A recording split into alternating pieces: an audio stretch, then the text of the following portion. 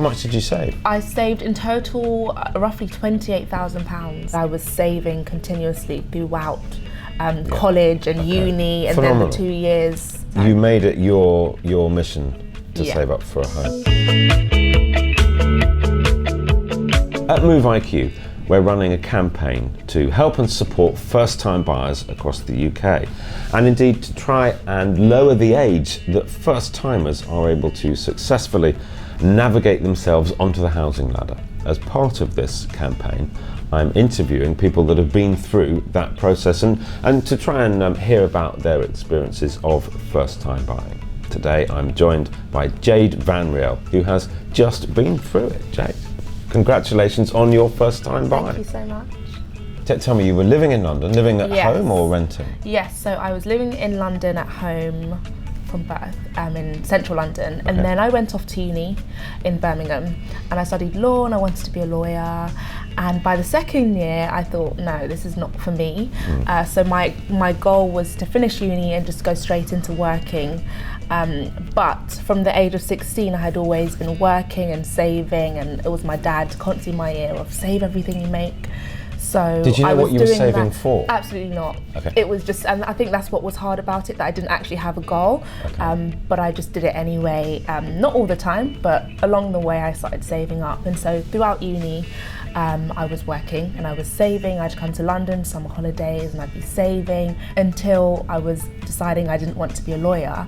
And I said, I'm not going to do postgrad study and do more studying, getting to more debt. I'm going to go and get a job and amp up the saving for my own home, because by that point I felt very independent and I didn't want to go back home to my mum. How old were you at this point? So I was about 19, 20. Okay. I didn't want to go back home because I got so used to living alone. Yeah. So I wasn't quite ready to live alone, so I went and stayed with my aunt in her spare room, and I was helping her out, so I was paying about £300-400 a month. But I got quite a good job.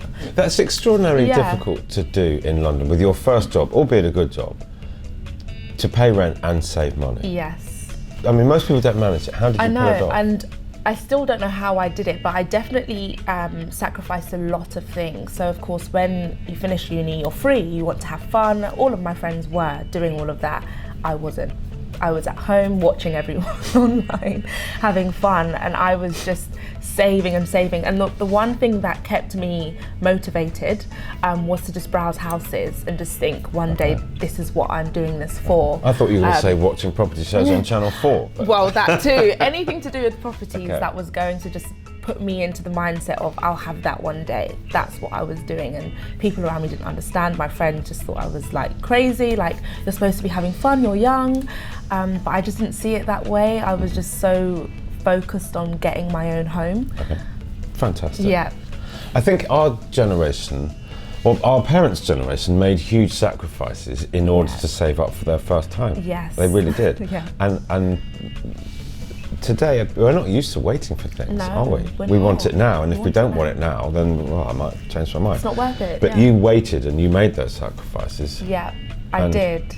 And it wasn't easy. How much did you save? I saved in total roughly £28,000. Did you really? Yes, and people always ask me how long did it take me. I always say about 7 years, because I had been saving all that time. It may not have been as much, but I was saving continuously throughout college and uni, and then the 2 years.